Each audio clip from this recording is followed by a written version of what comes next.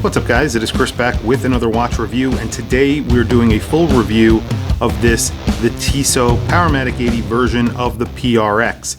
And I think it's pretty much no secret that I was very excited about this watch when it was announced. I did a video about that. I also bought the quartz version in black that had a black sunburst dial.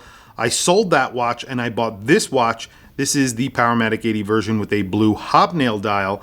It comes in 3 different colors. There's a cream dial with a gold bezel, black dial, and then a blue dial, which is what you see before you today. And as I mentioned, it has a hobnail pattern dial, so it's sort of like a hobnail pattern, and then it has a sunburst as well, so it looks pretty interesting in different lights. It does change colors. It almost looks black a lot of the time, depending on the light. It's not a very vibrant light blue. It's more of a very, very vibrant dark blue, almost black. You get applied indices. Those indices are filled with Lume. You get Lume on the hands as well. You have a date there at the 3 o'clock. You get a little window around that date wheel.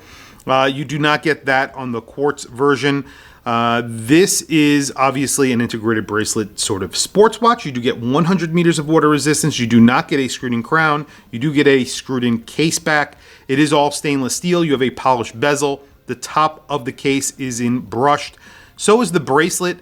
The bracelet has a little bit of polishing in between the links, just on the tops, which looks really nice actually. And then the case sides brushed. You have a little polished edge. The back of the case where you can see the Powermatic 80, you get a polished case back and then brushed on the actual case back itself. You get quick release on here, which leads me to believe that there's going to be some straps available for this pretty soon. So I do love the bracelet on this watch. However, there is one issue with the bracelet that I have found, and I've been wearing this probably on and off for about 3 weeks now. There is a good amount of play in the actual bracelet where the butterfly meets. So it's not that big of a deal, but sometimes when you're looking at it, it'll be a little bit of skew. It says TISSOT and then the 1853 right there. I don't know if you could catch that, but it does move a pretty good amount, maybe a millimeter almost, which is a lot for a bracelet to move. But besides that, there isn't really much I don't like about this watch. I wish they put a flat crown on here, maybe something a little bit bigger. I do like the crown. The crown is bead blasted. There's pretty good knurling on it, but not great. And then, like I said, it's bead blasted, and you have that T on there, which is polished. That actually looks good. The last complaint that I have about the watch is the bridges on here. In the photos, they actually showed this having the same pattern that's on the rotor, on the bridge that's behind that rotor. Mine does not have that, and I'm not sure why. Why would they show a photo of it and then not put it on the actual movement? Makes no sense to me. I'll do close-ups of that so you can see, but that was kind of weird. Disappointing, I guess, but it doesn't really matter all that much to me. It's not that important, but if you're going to put a picture of it, you know, make it look the same. This is a 40 millimeter watch. I measured around 39.5, 39.6, depending on where you actually measure it from. 51.4 millimeter lug to lug and just over 11 millimeters thick. I said when this watch came out, this would be a micro brand killer, and I stand by that. There is no micro brand out there that has come out with a integrated bracelet watch that I have seen that compares to this watch quality wise. It gets the Powermatic 80. Now, either you'd like that or you don't, but it's essentially an ETA 2824. It has 80 hours of power reserve, and you can't get that from a micro brand. They don't offer it. You cannot buy it, and that's just the way it is. ETA will never sell them to a micro brand to use, so you can get it only within the ETA group.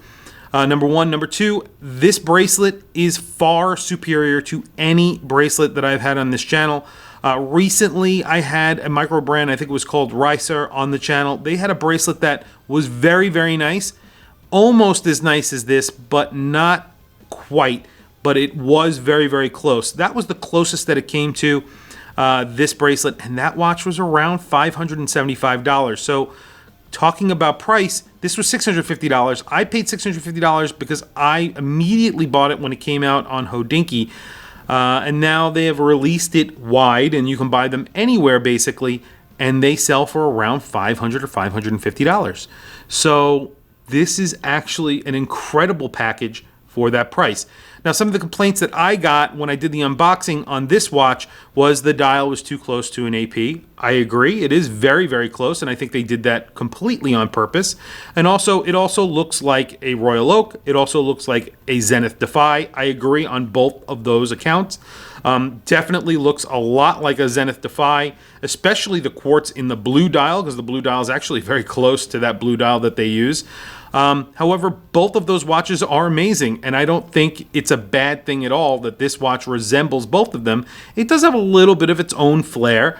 However, it is aping those two watches, sort of. It's sort of mimicking those two, and it does make sense. Why not mimic two of the best watches out there when it comes to integrated bracelet watches? It does make a lot of sense to me, and this looks good. It feels good. The quality is there. It's not a cheap watch. However, you're not spending a lot of money on it.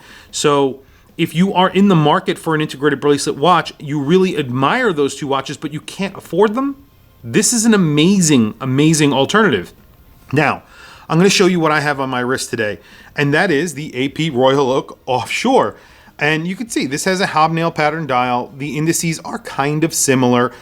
The Royal Oak, which is obviously a lot smaller than this watch, does have a very similar dial setup. If you look at them, and I'll try and put a picture close to this as well so you could see it side by side, they do have a very similar dial.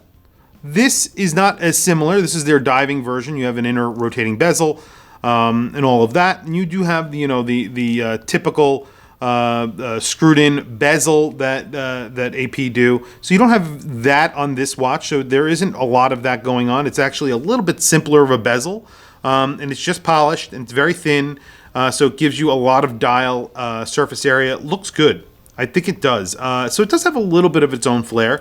More like the dial, the bezel on here is more like the Zenith Defy than it is the AP Royal Oak. So I'm going to show you this on my wrist.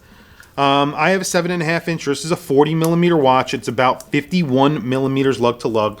Now that lug to lug does wear large, so when it does move on my wrist, I have noticed that when it's askew, it sort of hangs off my wrist in one direction. However, when you keep it, I keep it a little bit loose. If you keep this a little bit tighter, and it does have half links, by the way, so you can get a pretty good adjustment. If I took out this half link, it would probably fit me perfectly, but during the summer, I like to keep it a little bit loose.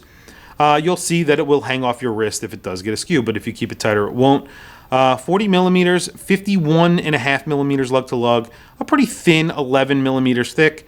I thought it would be actually thicker than that with the Powermatic 80, and it wasn't, so I'm very happy about that. Push pins in the bracelet. Like I said, the only issue with the bracelet is that little area there. But besides that, the bracelet is excellent on this watch. The dial is excellent, and it definitely hits way above its weight class in quality. And I think the brands that I always mention, like Frederic Constant, they need to watch out, because when a brand like Tissot come out with a watch like this, they have a brand heritage. This is actually from a archived sort of model that they used to make. It's an actual archived model that was a quartz integrated bracelet watch that they used to make back in the 70s, late 70s. Obviously, you know, there's some heritage here, and they're giving you a watch with the Powermatic 80 for under $700 if you buy it retail, but under $500 in some cases, under $600 if you buy it gray market. That's an excellent price. I don't think that brands like Frederic Constant or the Icon from Maurice Lacroix, I don't think they could really compete with this. If they start putting a diver bezel on here, maybe bulk it up a little bit, make this a dive watch, I mean, this is going to be really nice. I wish it had a bigger crown. That's the other thing. I think I already mentioned that, but that's really it.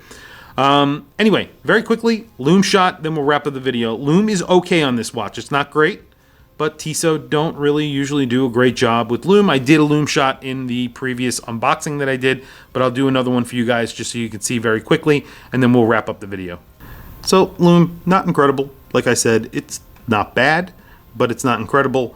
You do get Lume on the hands and indices. The hands are brighter than the indices, and they are fading pretty fast. The hands are hanging on, the indices are fading pretty quickly. I charge it a little bit, and usually if a watch has good Lume, you're going to see it hang on, and then it will start to sort of fade after a few minutes, and you can see this immediately is faded. It's a little bit of an added bonus. It's a 100-meter sport watch, not really a dive watch. It's for sport, for every day. It is really perfect for an everyday watch. And like I said, it looks a lot more expensive than it actually is. It definitely hits way above its weight class, in my opinion. But tell me what you guys think in the comments below. I'll put a link to the unboxing that I did for this watch and the quartz watch as well. I do plenty of close-ups so you guys can see all the details on this watch. I have not included any of those in this video because I wanted to make just a quick review so you guys could hear my opinion on this watch. I really love this watch. I really do think this is one of the best releases of 2021 so far. And it definitely lives up to the hype, especially considering the price. I always bring that price factor into perspective because when you're talking about the price of this watch and what the competition is offering, this is offering a lot more.